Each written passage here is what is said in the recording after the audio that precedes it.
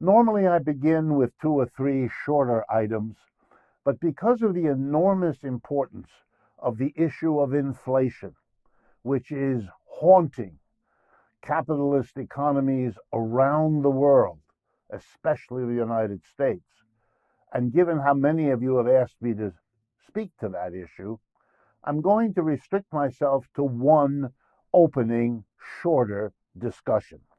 And it is also about something many of you have asked me to speak to. This has to do with sanctions. Sanctions that are mostly an activity of the United States government, certainly led, often initiated, and usually pursued most aggressively by the United States, but sometimes with allies, as in the case of sanctions these days being imposed on Russia in relationship to the Ukraine. But I want to talk here about the sanctions in a general way, because your questions have quite rightly focused on that. And particularly, I'm going to be talking about sanctions against Russia, because those have been the major ones literally for the last 30 years. That's right.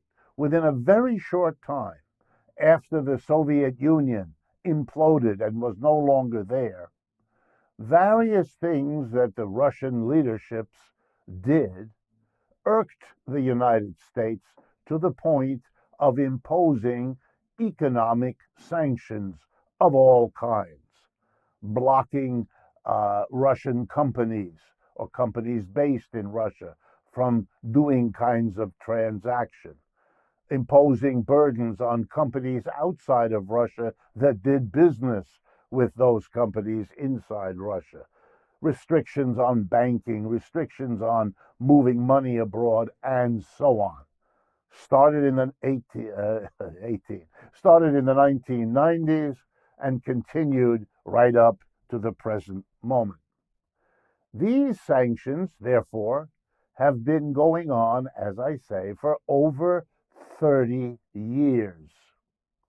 And therefore, the first thing to understand about these sanctions is that Russia, in particular, but other countries as well, have learned over the years how to evade them, how to get around them, how to outwit them, and have learned it over and over again. This does not mean that sanctions have no effect. They surely do. But it also means that the effect they have is not likely to be anything near the political theater surrounding them. Let me give you a case in point. The little island of Cuba has been sanctioned economically by the United States for over half a century, nearly 60 years. The goal all that time was to cripple the Cuban economy, make it unviable, make the people so upset with the conditions they have to live on that they will blame the government, turn against it, and the United States would then be free of Fidel Castro or now his successors. That program of sanctions on a poor country with few defenses did not work. Fidel Castro lived out his life as Cuba's leader, and his successors remain firmly in power right now. It should give pause before you imagine that sanctions have anything like the effect that some have been claiming for them. Number two, sanctions in the case of Russia, and even sanctions in the case of countries like Iran and China, have a new reality to deal with that sanctions have never had to deal with before. Namely, that the United States, while clearly a superpower, particularly in military affairs, is no longer the economic superpower it once was. It is no longer the only major, big, powerful, rich economy that basically has been the situation since the end of the Second World War. Again, over half a century old. The reason is there's now another huge, rich, powerful country that one can turn to if you get sanctioned by the United States, but you want an alternative place to borrow money, lend money, invest money, use a payment system, whatever your issue, the Chinese alternative is now there. And it is, of course, specifically and especially available to Russia because of the long-standing and most recently intensifying alliance between Russia on the one hand and China on the other. Of course, there are tensions in that alliance, as there always are in all alliances. We could recently see the kinds of tensions even in the countries applying sanctions. In the first day or two of the Russian invasion of the Ukraine, the United States wanted to shut Russia off of the SWIFT international payment system. The Germans refused. After 2 or 3 days, the Germans changed their mind. Everyone in the world who pays attention to this wants to know what the United States gave to Germany to get such a reversal of policy that had been long the basic policy of Germany, not to get involved in European conflicts, not to get involved in military conflicts especially. So something very important had to be given to the new socialist government of Scholz in Germany, and when that becomes known, it'll be clearer why that particular tension in the alliance sanctioning got resolved. If I were the French or the Italians or the Spanish, I'd be particularly interested in what the United States gave Germany to get that done. Bottom line, the economics of sanctions suggest that mostly what they do is solidify mass support in other countries for their leaders, because those leaders can say that the burden of the sanction comes from abroad. They are not responsible. It is the foreigner trying to break them that is the problem.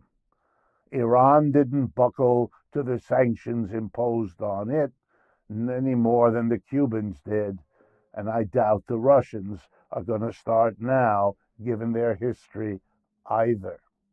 Now for the main topic for today. This has to do with inflation. One of the many burdens that capitalist economic systems impose on the societies where they are the dominant economic system, like the United States, one of those burdens is inflation. Periodically, prices start going up. Not every price, but most of them. Not the same amount, but some, with some going very fast, others going slowly, but a general rise in prices. It is something most capitalist countries try to avoid, just like they try to avoid the business cycle, the periodic explosion of kind of the other side, unemployment, collapse. But these efforts to overcome, to prevent, to eradicate unemployment on the one hand and inflations on the other, the business cycles, many ups and downs, these efforts by capitalism have by and large failed. That's why we've had 3 economic downturns or crashes in this new century. The dot-com crash in 2000, subprime mortgage crash in 2008, and the COVID-19 crash over the last 2 years. And now we have, the other side of that sad story, and inflation.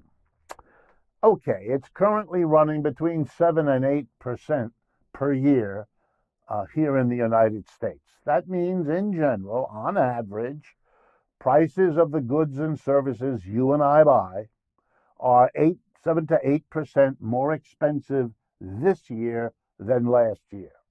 That means, very simply, that if our income is the same this year as last year, we are 7 to 8% poorer, because the income, which hasn't changed, is confronting prices that have changed. They've gone up.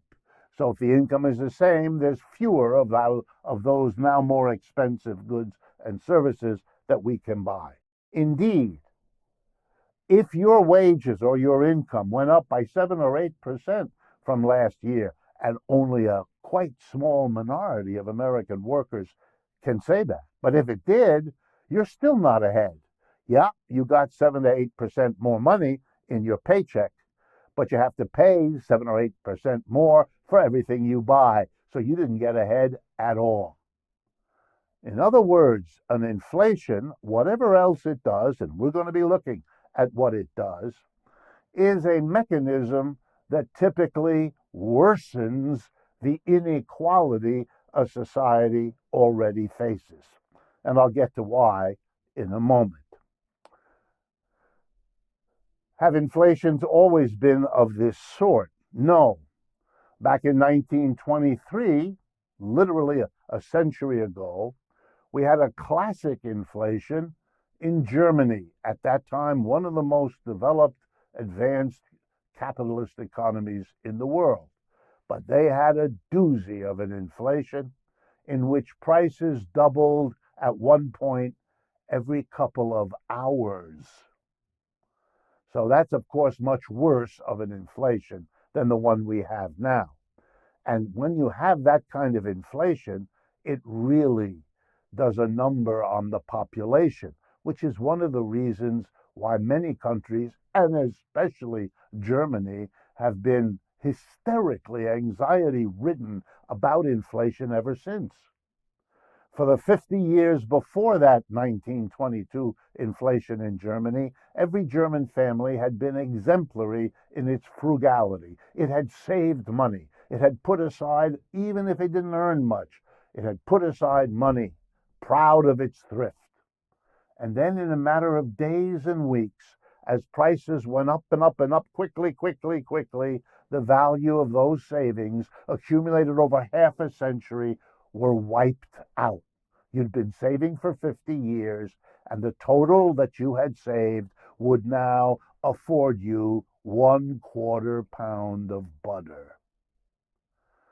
It was a trauma for the German people, the middle classes and the working classes that had saved so desperately, denied themselves all kinds of goods and services in order to save, were suddenly wiped out. The saves meaningless. In their fury, in their upset, in their desperation, it wasn't all that surprising that when they were then hit 5-6 years later by the Great Depression, 1929, it was too much. The inflation, and then a few years later the Depression, a 1-2 punch that made the German people give power to Adolf Hitler, who promised by some magic to get him out of this disaster, only it turned out he made it even worse. Inflations are very dangerous defects of capitalist systems. Okay, let's make another comparison, just so you understand. Is there inflation in China right now? In other words, is it unique to the United States, or is it everywhere? There is a rise of prices in China right now. The last month's statistics indicate that on an annual basis, prices are rising in China now at 0.9%. So let me be clear. Over the last year, as prices in the United States rose 8%, prices in China rose less than 1%. And I will come back and talk to you about the consequences of so enormous a difference. And in many other countries, you will find in general right now, most of them are midway between the Chinese and the American, Few are as well controlled as the Chinese, and a few are as out of control with their prices as the United States. Okay, if I've established, and if you already know from your own visits to the supermarket, to the stores where you buy goods and services, when you already know about the inflation and you've already probably figured out what it's doing to you, let me ask and answer some questions that you should have already known the answer to. But given the quality of economics education in the United States, and I'm part of the profession that teaches this subject, we have done a very poor job. So I need to explain it. And I think you need, all of you, to understand what is happening to all of us as we go through this inflation. Who determines the prices? In other words, who's in a position to raise the price? Now, most of you know that you're not.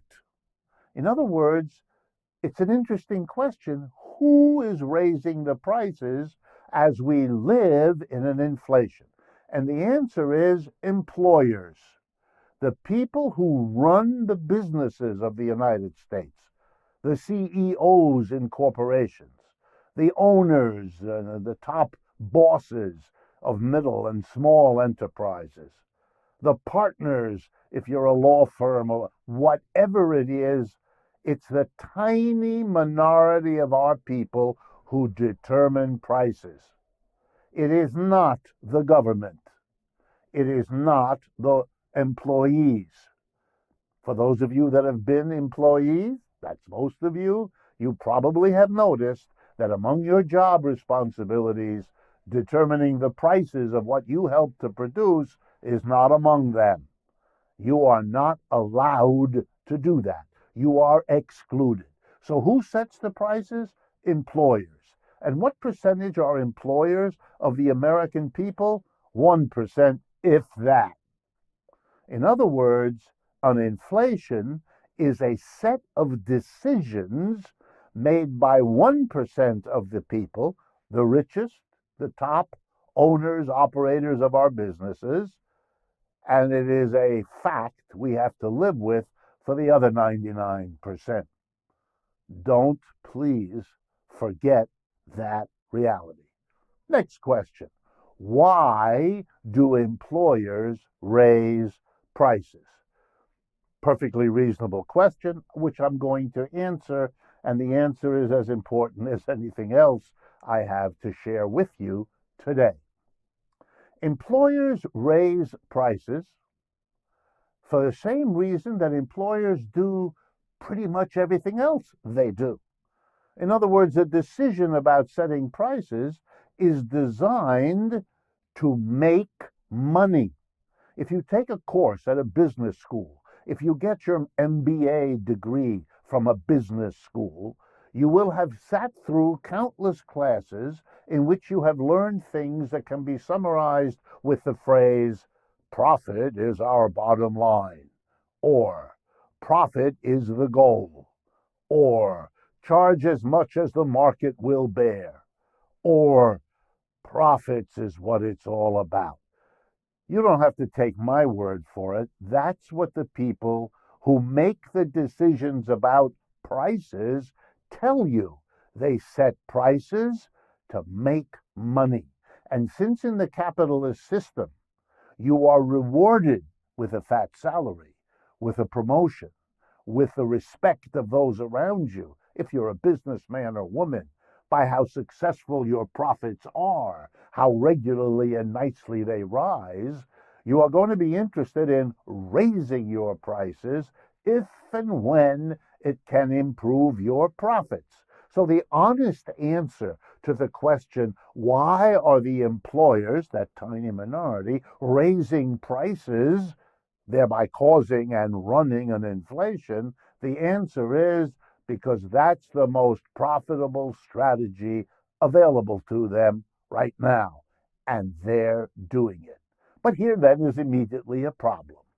When you raise the price of anything, you are going to lead some people to decide not to buy whatever it is that you're raising the price of.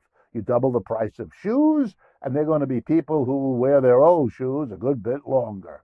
So every time a company raises its price, that is, that tiny minority decides to raise the price, they watch very carefully, hoping that only a small number of people decide not to buy.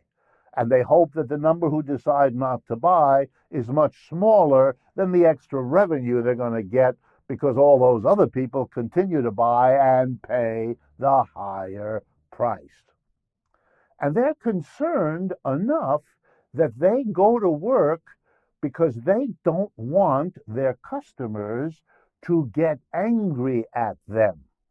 Because try to understand with me, if you haven't already, that when the price of something you buy, a box of cereal for your breakfast, for example, when the price goes up, you're getting the same box of cereal you got last week, last month, last year, before the price went up, but you're now giving more of your money for that box. That means you get the same amount of cereal you used to get, but you give up more money. And from the point of view of the employer, who's clapping his or her hands, they're giving you the same box of cereal, but they're getting more money out of your pocket. In other words, an inflation moves wealth from the buyer to the seller. That's what it's for. And they know you might be angry about that. You might decide that you are being, here we go, ripped off. You might be even more angry if there was an honest explanation saying to you, we just raised the price of the shoes, of the blouse, of the hamburger, of the box of cereal, because we want to make more profits in this company. That might make you upset because you'd be confronted with that reality. It's bad for you to pay more, and it's good for them to get you to do it. So the capitalist class, when there's an inflation, becomes very loud about scapegoating somebody else. You see, that's helpful to them. They want us to believe that they didn't raise their prices to make more profits or to protect the profits they already were earning. No. They only did it because they were, get ready, get your handkerchief, forced to do it. And let me give you some examples. Here's the very popular one. We wouldn't have raised the price, we employers, but we had to. Really? Why? Well, the workers were getting or demanding more wages.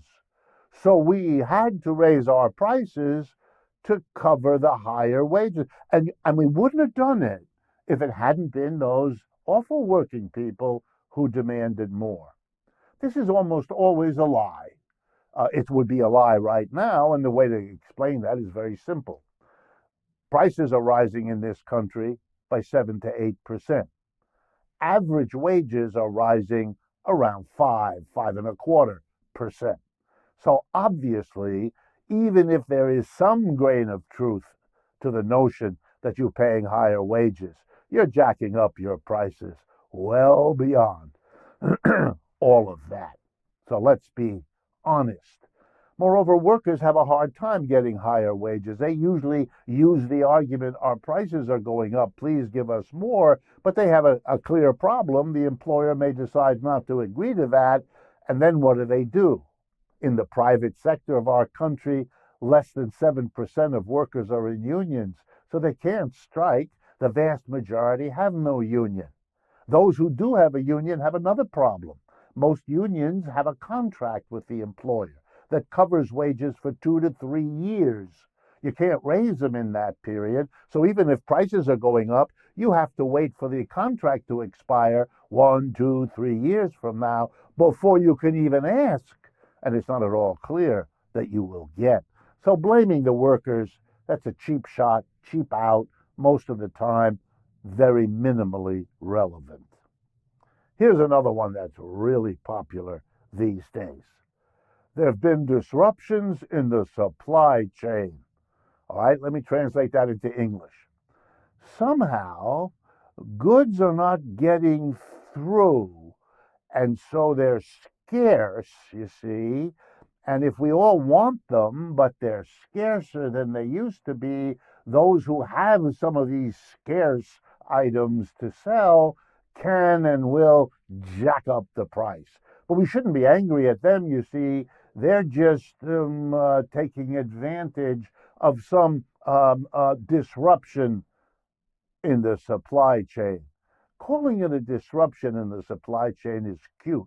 It is a way of focusing people's attention on something else. We can be reminded that there was a big freighter stuck in the Suez Canal a few months ago, and we saw the funny pictures, and maybe that has something to do with it. Well, my answer is, let's not be naive. Every businessman and woman knows that if you can restrict the supply, that then becomes a way to force up the price. All the people who want whatever you're restricting the supply of will compete with one another, bidding up the price to get whatever is scarce. You can pretend that all the scarcity is a force of nature. It just happened. I don't know how it would happen. It's just a disrupted supply chain. But that naivete is really silly. We have a supply chain disruption because it's profitable for the sellers of goods to use scarcity to jack up their profits by raising their prices. And then there's the one I like the most. I call it the libertarian ploy. Libertarians are very, very, very useful to capitalism because they blame all of its problems on the government. This is wonderful. It allows a business to kick its workers, and the workers get angry, not at the business that kicks them, but at the government. It allows a bank to throw you out of your home because you haven't covered your mortgage, and you get angry at the politicians, not the bank that evicted you, not the corporation that fired you. It's remarkable. And true enough, the libertarians come through. And why do we have an inflation? They want us to believe. The answer, the government. And not just the government anywhere, but the government that runs the money system, the Federal Reserve, our central bank. And so they love to tell stories about how the central bank has been pumping money into the economy, which is true, and that money is now enabling prices to go up. That's true too, but it doesn't face a simple fact. The Federal Reserve has been pumping massive amounts of money into the American economy every year since the year 2000. That's 22 years. And we only have an inflation this last year. We didn't have it the other 19. So pumping money is clearly not the cause. Something else has to explain it. And I think I did. Here's the story, the basic story. Corporations see now the need, and in some cases, the desperate need to jack up their profits. Many companies, particularly small and medium ones, had a really rough time over the last 2 years. The crash of 2020, the pandemic of the last 2 years.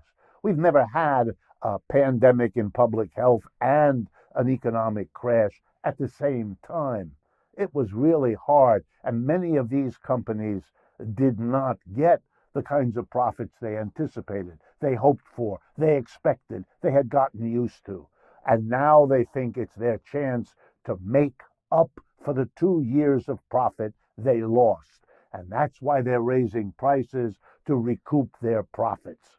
Or to say the same thing in an honest English, they're ripping us all off as buyers to recoup what happened to them, as if the buying public, you and me, also didn't suffer the last 2 years.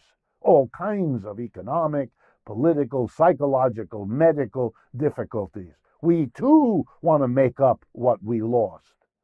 But they can use inflation to do it, and the irony is it makes life even harder for us. No wonder the country is ripped apart by conflict, disagreement, rage, anger, bitterness, violence. It's not all about Mr. Trump. It's not even significantly about that. It's about much deeper problems that this economy has, symbolized now very clearly, very sharply, by an inflation. The working class of America, the vast majority of people who are employees, they don't set prices, they have the prices set over them. Prices are dictated by a tiny minority.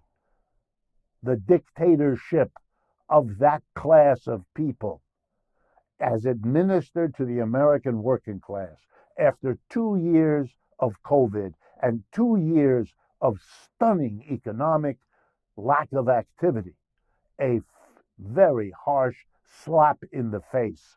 That's what the inflation is. You're coming out of COVID, you're coming out of the crash. Well, here's a new burden for you. We're going to slap you with an inflation. A decent society, one that actually believed all that talk about we're in it all together, we're going to get through this all together. These are virtual quotes from President Biden and people like that.